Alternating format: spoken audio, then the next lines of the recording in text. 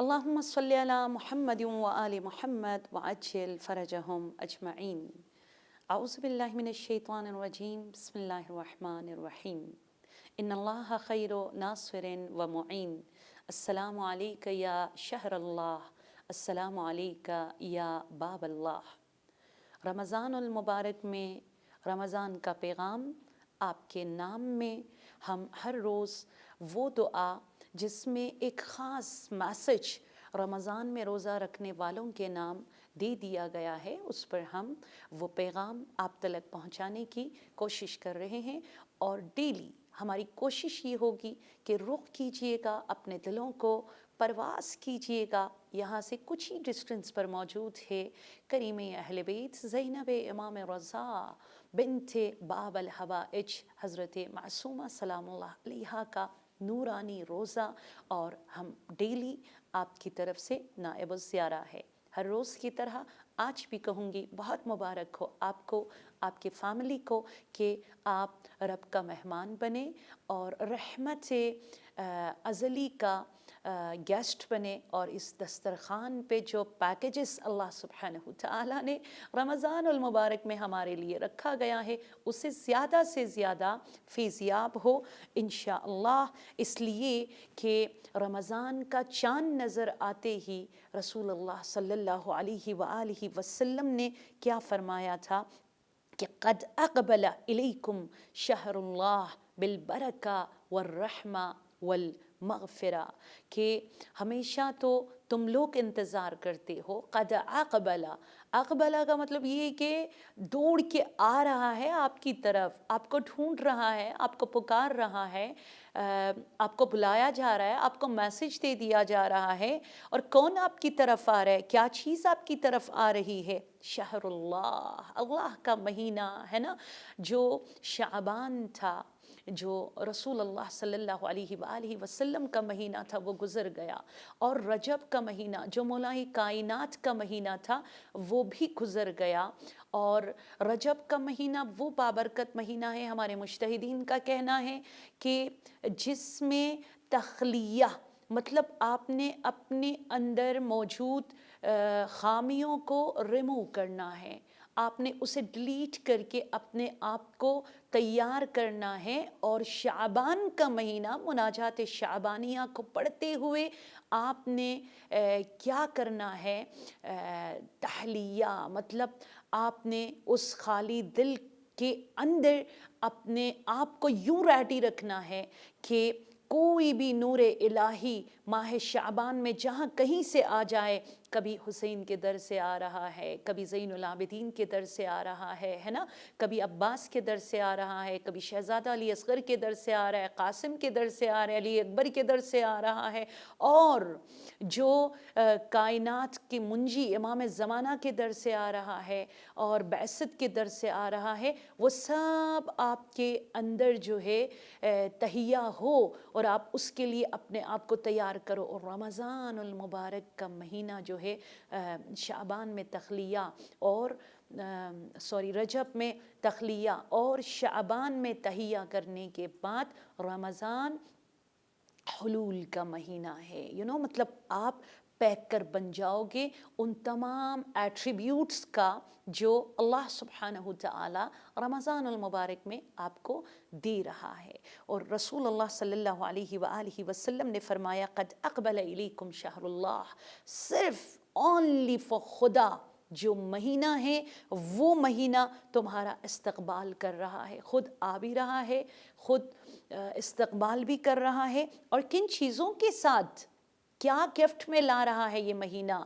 بالبرکہ، برکت، والرحمہ، اور رحمت، اور مغفرہ، اور تمام تر گناہوں کے لیے مغفرت کی گارنٹی اور وارنٹی اس مہینے میں آپ کے لیے لایا جا رہا ہے۔ میری ریکویسٹ ہوگی آپ سب سے کہ بھلے ڈے فرسٹ اگر آپ نے نہیں پڑھی ہو، یا چاند دیکھتے ہوئے آپ نے یہ دعا نہیں پڑھی ہو، دعائے 44 صحیفہ سجادیہ کو ایک دفعہ ضرور کھول کے دیکھ لیجئے گا، اور 45 جو دعا ہے اس کو ضرور پڑھ لیجئے گا، کیونکہ امام زین العابدین علیہ السلام اس میں دل کھول کے مناجات فرماتا ہے، اور اس بات کا اعلان فرماتے ہیں کہ اے رب، تو نے مجھے بلایا، میں تو ایکسپیکٹ ہی نہیں کر رہا تھا کہ میں اس قابل ہوں کہ میرا رب رحمت کے ساتھ، برکت کے ساتھ، مغفرت کے ساتھ مجھے پکارے، مجھے بلائے، مجھے دعوت دے۔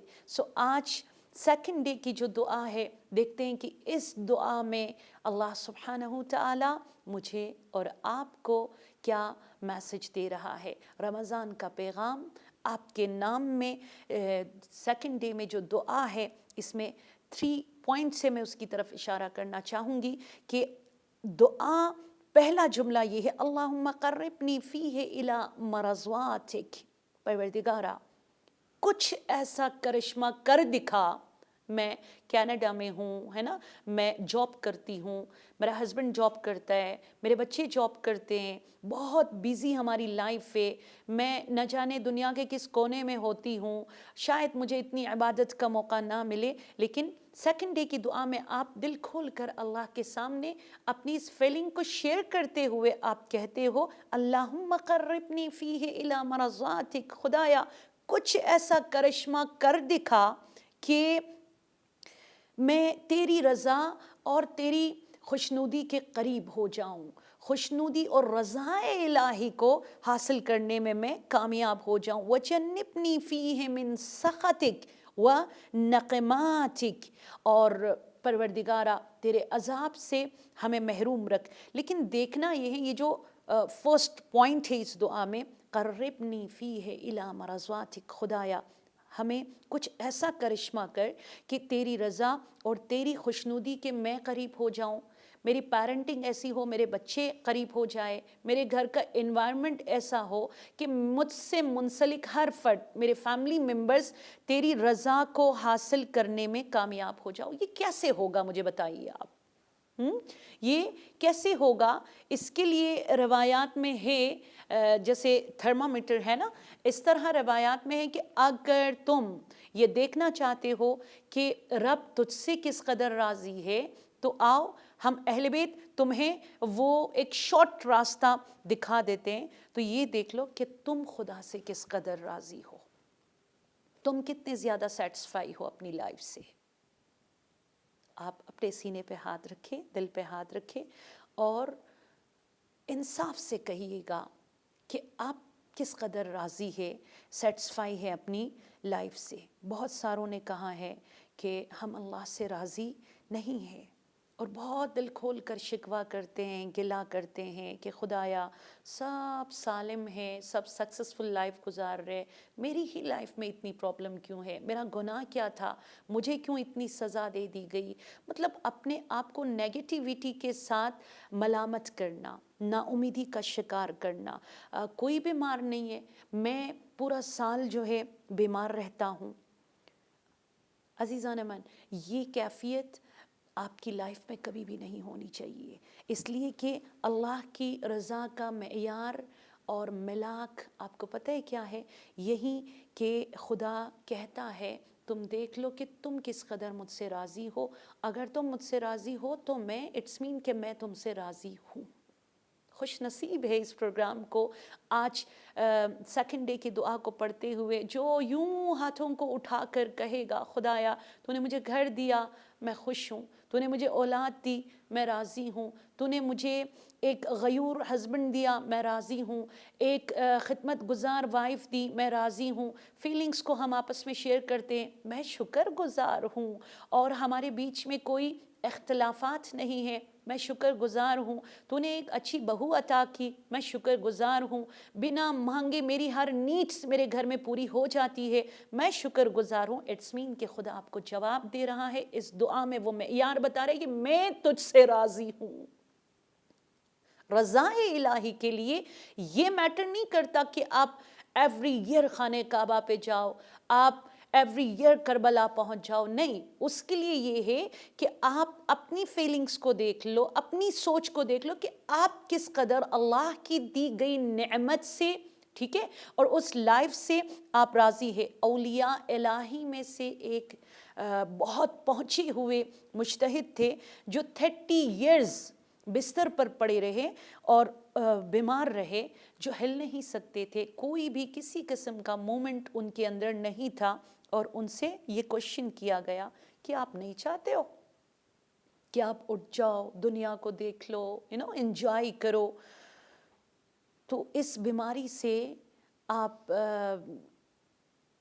پریشان نہیں ہوتے ہو, آپ نا امید نہیں ہوتے ہو.